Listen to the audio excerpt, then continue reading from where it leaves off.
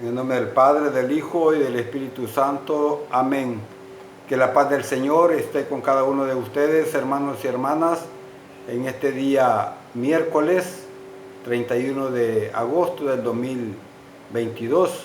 El Evangelio que vamos a meditar hoy es el de San Lucas. Estamos en el capítulo 4, versículo del 38 al 44.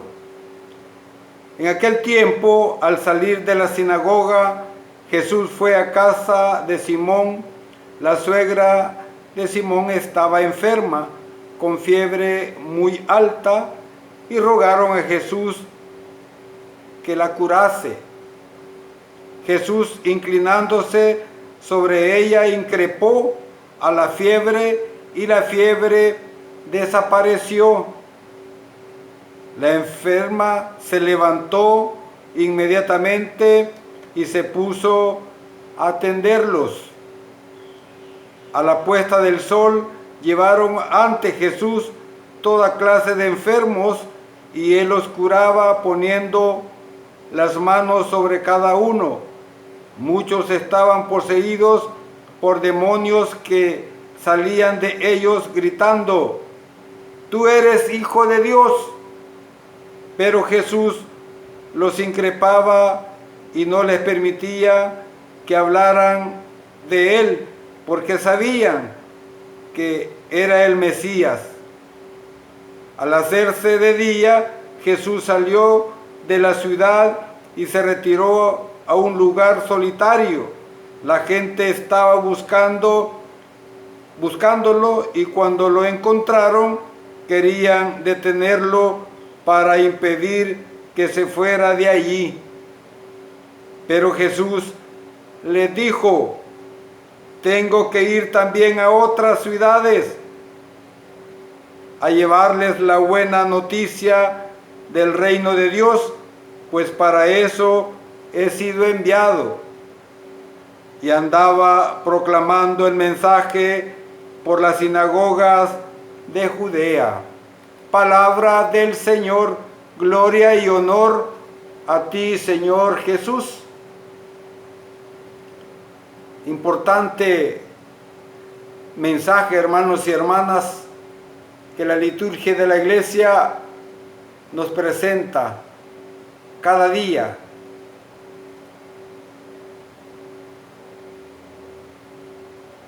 Como decía, comenzando con unas palabras que decía el Papa Benedicto, hoy emérito, él decía que en la enfermedad todos necesitamos calor humano para consolar a una persona enferma. Más que las palabras, decía él, cuenta la cercanía, serena y sobre todo sincera. Y yo me doy cuenta cuando voy a visitar enfermos, el día jueves. Los enfermos, en la gran mayoría, me están esperando con alegría porque les voy a llevar el sacramento del amor, o sea, la Eucaristía. Hay muchos enfermos que mueren de soledad, quizás tienen una buena habitación, una buena cama, pero todo eso no basta si no hay con quien compartir la vida, los últimos años o momentos. En este texto encontramos tres elementos esenciales, hermanos y hermanas, en este episodio que el evangelista Lucas pues nos narra. Recordemos que Lucas no fue discípulo, digamos, de Jesús. Son cristianos que se convirtieron en la segunda generación de cristianos, valga la redundancia. Pero él narra en este episodio tres elementos. Uno es la curación de la suegra de Pedro, y también deja entrever la sanación, como dice ahí, de numerosos enfermos. Y la tercera es la actividad misionera itinerante de Jesús, porque Jesús deja bien claro ahí a la gente que tiene que irse de ahí. La gente no lo quería dejar ir, y él dice que tiene que ir a otras ciudades a proclamar el reino de Dios. Entonces hoy vemos a Jesús haciendo práctico el programa que expulsó en la sinagoga de Nazaret. Ahí sana a la suegra hoy de Pedro y cura a muchos enfermos en este texto que acabamos de proclamar. Hay que saber que en la Biblia el milagro es una manifestación de poder de Dios. Jesús no vino, su misión no era hacer milagros, sino salvar al mundo.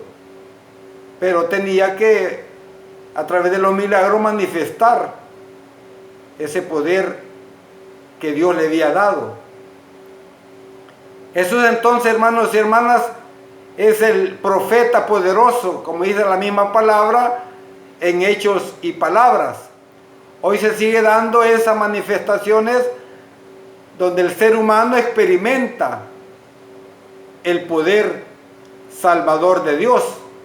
¿Cómo nos sentimos nosotros cuando, después de estar graves, en paso de muerte, de repente se nos quita aquella enfermedad con un tratamiento, con la ayuda de Dios? Sentimos que volvemos a vivir. Entonces el poder de Dios se manifiesta en los milagros. Si nos damos cuenta entonces hoy este evangelio que acabamos de proclamar, los milagros entonces en aquellos lugares humildes y sencillos, podríamos decir excluidos y olvidados muchas veces del poder opresor político y religioso del primer siglo. Quiero decir algo que dice un documento, la Gaudium et Spes del Vaticano II, en el numeral 1. Dice que Jesús se hace presente en esos lugares donde emergen los gozos y las esperanzas, las tristezas y las angustias de los seres humanos. Eso lo dice la Gaudium et Spes en el numeral 1 del Concilio Vaticano II. Hermanos y hermanas, en cada encuentro acontecido, suscitado o asumido con Jesucristo, Él no solo se fija, digamos, en la necesidad del otro y del entorno, sino que apela a lo esencial. ¿Y cuál es lo esencial? Sino que expresa su compasión desde las entrañas frente a los anhelos de transformación e inclusión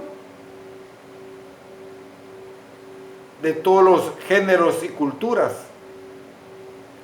Quizá únicamente aquel que soporta la experiencia de la enfermedad y privación de la casa puede ofrecer la hospitalidad. Cuando uno ha sido sanado de una enfermedad, queda como agradecido, sobre todo con Dios, que le está dando una nueva oportunidad. Y quiere uno abrirse en una hospitalidad abierta y querer servir como la suegra de Pedro a todo mundo, ser hospitalario en este caso. Entonces, también la hospitalidad de Jesús fue habilitar la vida de los desposeídos y trascender sobre todo sus condiciones humanas y al mismo tiempo, digamos, humanizándolos. Hoy nos encontramos ante un claro contraste: la gente que busca a Jesús y el que cura toda enfermedad. comenzando por la suegra de Pedro. Y salían también, dice el Evangelio, muchos demonios gritando de aquellos que andaban siguiendo a Jesús en la multitud. Es decir, bien y paz por un lado y mal y desesperación por otro. Hermanos y hermanas, no es la primera ocasión que aparece el diablo saliendo de aquellos endemoniados.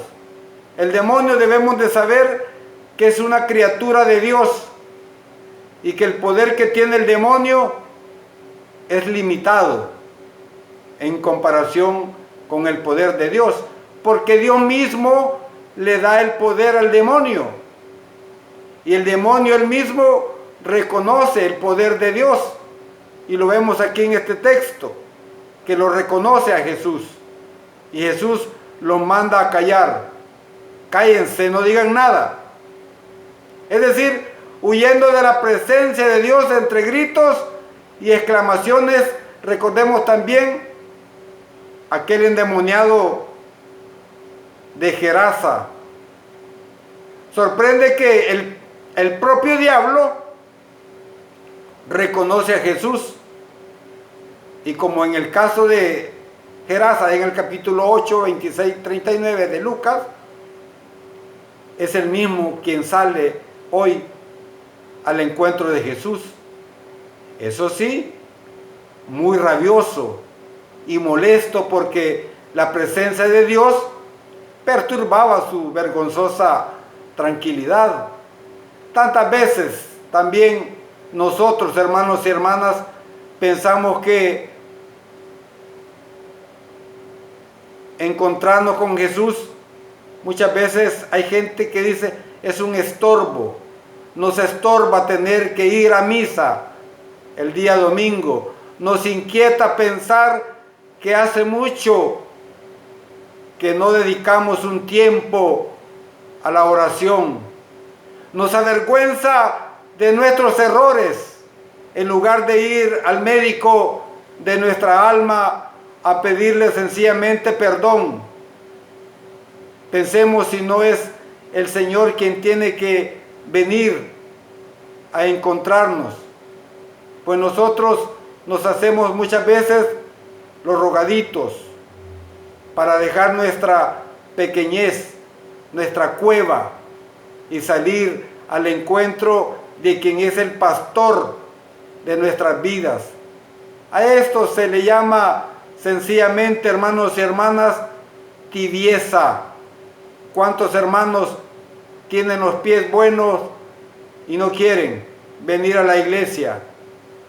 Quizás están esperando morirse y que los traigan de cuerpo presente.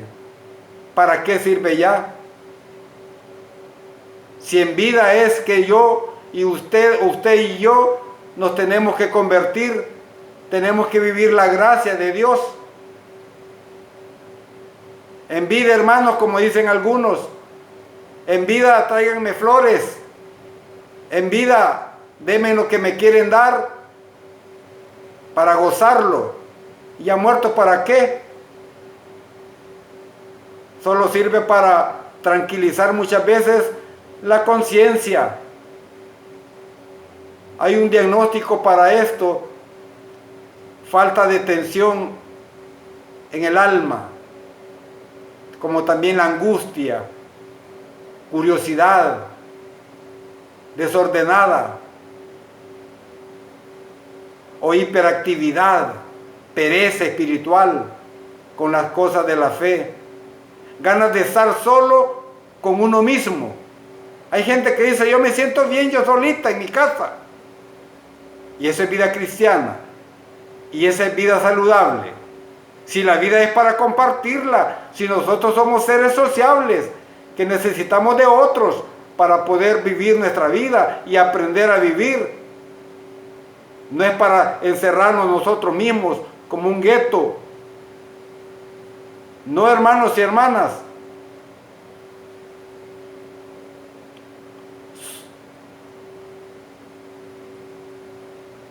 Hay también un antídoto, digamos, dejar de mirarse a uno mismo y ponerse, como decía la abuela, manos a la obra, hacer el pequeño compromiso de dedicar un rato cada día a mirar y escuchar la voz de Jesús, lo que decimos la oración. En la oración yo me comunico con Jesús a través de la palabra, a través de la inspiración. Jesús lo hacía también. Decía que al atardecer del día salió y se fue a un lugar solitario. Lucas 4:42. Hacer el pequeño compromiso de vencer, hermanos y hermanas, el egoísmo en una pequeña cosa cada día por el bien de los otros. A eso se le llama amar. Hacer el pequeño gran compromiso de vivir cada día en coherencia con nuestra vida cristiana. Alabado y glorificado sea el nombre de Jesús, ahora y siempre, por los siglos de los siglos. Amén, amén y amén.